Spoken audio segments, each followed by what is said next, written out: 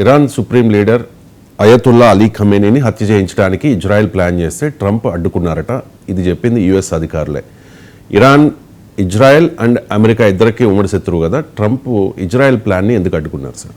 అంటే దాని complications, implications ఉంటాయి కదా. ఇప్పుడు బైడెన్ ప్రెసిడెంట్గా ఉన్నప్పుడు వాస్తవంగా ఇరానియన్ న్యూక్లియర్ ఫెసిలిటీస్ పైన అటాక్ చేస్తానని నెతన్యాహు ఆలోచిస్తే బైడెన్ అంగీకరించలే. ఎందుకంటే అమెరికా మాకు సంబంధం లేదు అంటది, కానీ అమెరికా ఆమోదం లేకుండా, అమెరికాకు సమాచారం ఇవ్వకుండా, అమెరికా అనుమతి లేకుండా ఇజ్రాయెల్ ఏ పని చేయదు. ఎందుకంటే ఇజ్రాయెల్కు పీకల దాకా మిలిటరీ సాయం చేసే దేశం అమెరికా. అంటే ఇజ్రాయెల్ పెట్టేటువంటి మిలిటరీ ఎక్స్పెండిచర్లో సగం కన్నా ఎక్కువ అమెరికా సాయమే.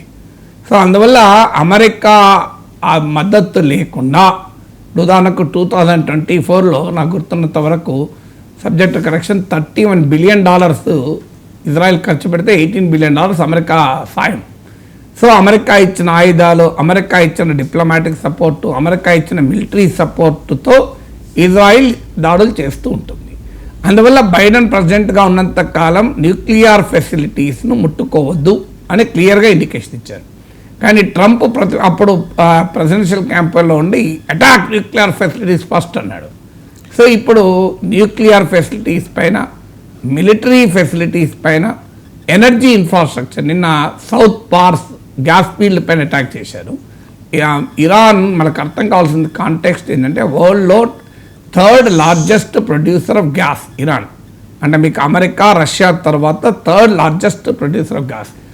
ప్రపంచ గ్యాస్ ఉత్పత్తిలో 6.5% ఇరాన్ ఉత్పత్తి చేస్తుంది.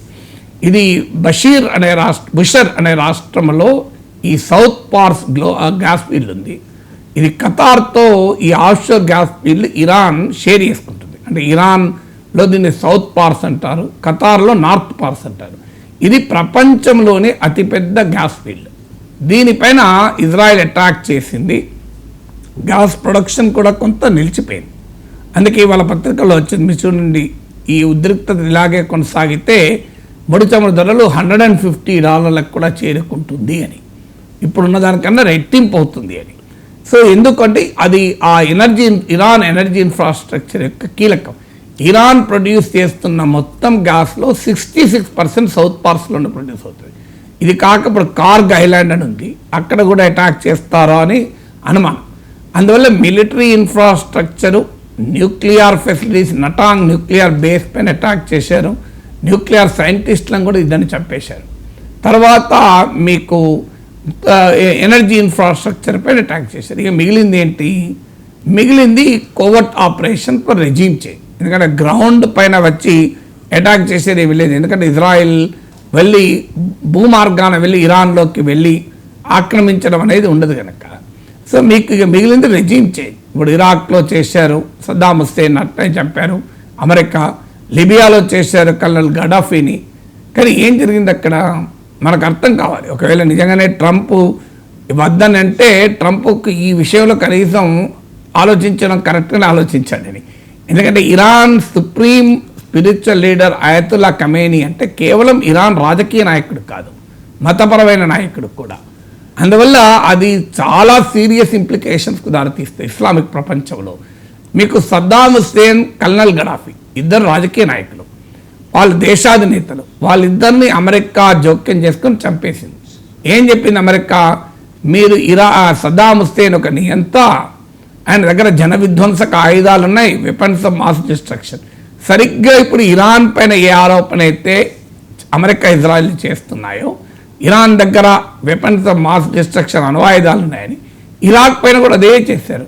మరి సద్దాం హుస్సేన్ చంపేసి 30 ఏళ్ళు దాటిపోయింది, నాకు దశాబ్దాలు అయిపోయింది. నాకు చెప్పండి, ఏ జన విధ్వంసక ఆయుధాలు బయట పెట్టారు మీరు చెప్పండి అమెరికా? అందువల్ల దీనికి ఆన్సర్ చెప్పాలి. ఇరాక్లో సిమిలర్ ఆరోపణ చేసి ఇరాక్లో ఇన్వేడ్ చేసి సద్దాం హుస్సేన్ చంపేశారు. మరి ఇరాక్లో ఉన్న జన విధ్వంసక ఆయుధాలు చూపెట్టాలి కదా, ఎక్కడా లేదు, చూపెట్టలే కదా. అందువల్ల ఈ అణ్వాయుధాలు ఉన్నాయని చెప్పి మీరు కంట్రీస్ పైన అటాక్ చేసి ఆడ దేశాధినేతలు లేపేస్తారు. లేపేసినప్పుడు ఏమన్నారు? ఇరాక్లో ప్రజాస్వామ్యాన్ని కల్పిస్తాం. ఆఫ్ఘనిస్తాన్లో ప్రజాస్వామ్యం వచ్చిందా?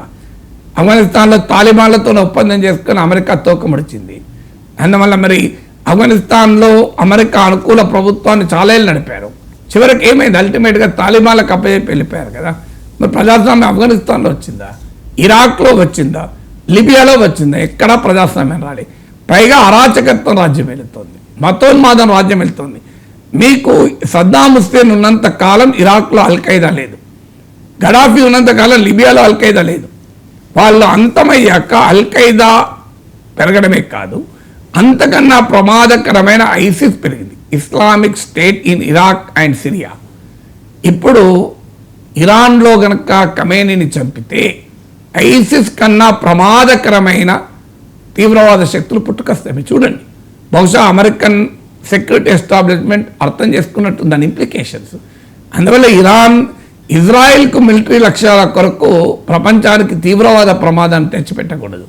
అమెరికా తనకు కూడా ప్రమాదాన్ని తెచ్చిపెట్టుకుంటోంది.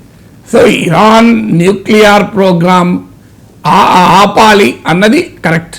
ఎందుకంటే ఇరాన్ కాదు, ప్రపంచంలో ఏ దేశం చేతుల్లోకైనా అణుబాంబులు ఉంటే ప్రమాదకరం. ఇజ్రాయెల్ చేతుల అణుబాంబుల్లోమో అమెరికా ఏమనదు. ఇరాన్ దగ్గర ఉండకూడదు, ఉత్తర కొరియా దగ్గర ఉండకూడదు, ఇండియా దగ్గర ఉండకూడదు, పాకిస్తాన్ దగ్గర ఉండొచ్చు. ఇదేం డిప్లిసిటీ? పాకిస్తాన్ దగ్గర అణ్వాయుధాల మీద అమెరికా ఎందుకు మాట్లాడదు? ఇరాన్ అణ్వాయుధాలు ప్రమాదకరం, పాకిస్తాన్ అణ్వాయుధాలు ప్రమాదకరం కాదా?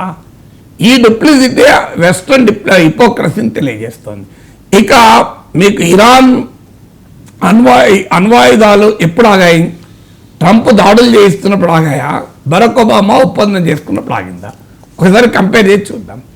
బరాక్ ఒబామా ప్రెసిడెంట్గా ఉన్నప్పుడు ఇరాన్తో న్యూక్లియర్ డీల్ కుదుర్చుకున్నారు. దాంతో యురేనియం ఎన్రిచ్మెంట్ ఫెసిలిటీని, ఎన్రిచ్మెంట్ అంటారు, యురేనియం ఎన్రిచ్మెంట్ అంటే అర్థం యురేనియంను అణ్వాయుధాలలో వాడే స్థాయికి శుద్ధి చేయడం. దాన్ని ఇరాన్ ఆపింది. ఎందుకంటే ఒక్కసారి అమెరికాతో ఒప్పందం కుదుర్చుకున్నాక international atomic energy agency strict protocol ప్రకారం ఇరాన్ న్యూక్లియర్ యాక్టివిటీ నడవాలి. కానీ ట్రంప్ 2018లో ఈ ఒప్పందం నుంచి ఏకపక్షంగా ఉపసంహరించుకున్నాడు. ఆ తర్వాతే ఇరాన్ న్యూక్లియర్ బాంబు తయారు చేయడం వేగం పుంజుకుంది. అంటే ట్రంప్ దాడుల వల్ల ఇరాన్ ఆటమిక్ న్యూక్లియర్ బాంబు తయారు చేసే కెపాసిటీ పెంచుకుంటోంది. అంతకుముందు ఒబామా ఆపగలిగాడు. మీరు ఇప్పుడు ఏం జరుగుతున్నది? ఇప్పుడు ఇంకా వేగంగా ఇరాన్ అణుబాంబు తయారు చేసే ప్రమాదం ఉంది. సో అందువల్ల ఇక అయతుల్లా ఖమేనీని చంపేస్తే ఐసిస్ కన్నా ప్రమాదకరమైన తీవ్రవాద శక్తులు ఇరాన్లో పుడతాయి. ఇరాన్లో భయంకరమైన అరాచకత్వం, అస్థిరత చెలగుంటుంది. ఖమేనీ పాలన మంచిదని అంటలేను. ఇరాన్లో ప్రజలు స్వేచ్ఛ కొరకు, పౌర హక్కుల కొరకు పోరాడుతున్నారు. చిన్న అమ్మాయి ఇజబ్ సరిగా వేసుకోవాలని చెప్పి పోలీసులు కస్టడీలో పెట్టి చంపేశారు. అందువల్ల ఇరాన్లో ఉన్న పాలన నిరంకుశమైన నిర్బంధకాండ, అనుమానమే లేదు. కానీ ఇరాన్లో ఎవరు పాలించాలన్నది అమెరికా, ఇజ్రాయెల్ నిర్ణయించవు, అది ఇరానే నిర్ణయించాలి. పాకిస్తాన్లో ఉన్న గొప్ప పాలన, సౌదీ అరేబియాలో ఉన్న గొప్ప పాలన, మీరు అమెరికా ఎందుకు వాళ్ళని అందరిని అంగీకరిస్తోంది? అందువల్ల ఇరాన్లో ఏ పాలన ఉండాలో ప్రజలు నిర్ణయించుకుంటారు. ఇప్పుడు మనం ఇండియాలో ఎమర్జెన్సీ ప్రకటించారు అప్పుడు ఇందిరాగాంధీ ప్రభుత్వం. అమెరికా వచ్చి ఇందిరాగాంధీని తొలగిస్తాను ఒప్పుకునే వాళ్ళమా? నరేంద్ర మోడీ పాలన పైన వ్యతిరేకత ఉన్న వాళ్ళు ఎవరైనా అమెరికా వచ్చి నరేంద్ర మోడీ ప్రభుత్వాన్ని కూలుస్తాము, సిఐఏ కుట్రలు బన్నీ అంటే మనం ఒప్పుకుంటామా? మోడీ అధికారంలో ఉండాలా ఉండకూడదా భారత ప్రజలు నిర్ణయించుకుంటారు. ఒక్కసారి కనుక మోడీ ప్రభుత్వాన్ని కూల్చే పని అమెరికా చేసినా, చైనా చేసినా, రష్యా చేసినా భారత ప్రజలందరూ ఏకోన్ముఖంగా మోడీ వెనకాల ర్యాలీ అవుతారు. ఇరాన్లో కూడా అదే జరుగుతుంది. ఇప్పుడు ఇరాన్లో కనుక ఖమేనీని పైన అమెరికా, ఇజ్రాయెల్ దాడి చేసి చంపేస్తే ఇరాన్లో ఉన్న ప్రభుత్వం బలపడుతుంది, ప్రజలకు మద్దతు పెరుగుతుంది.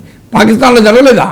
పాకిస్తాన్లో ఆపరేషన్ సింధూర్ జరిగాక పాక్ సైన్యం రేటింగ్స్ పెరిగాయి, పాక్ ప్రభుత్వ రేటింగ్స్ కూడా పెరిగాయి. అందువల్ల ఆ జాతీయ భావాలు రగులుతాయి. అందువల్ల ఒకవేళ నిజంగా ఇరాన్లో ప్రభుత్వాన్ని మార్చాలి అనే ప్రయత్నం ఇజ్రాయెల్, అమెరికా చేస్తోంది. రెజీమ్ చేంజ్ అంటారు దీన్ని. అది మరి ట్రంప్ నిజంగానే ఆపితే బెటర్ సెన్స్ ప్రివేల్డ్ అని అనుకోవాలి.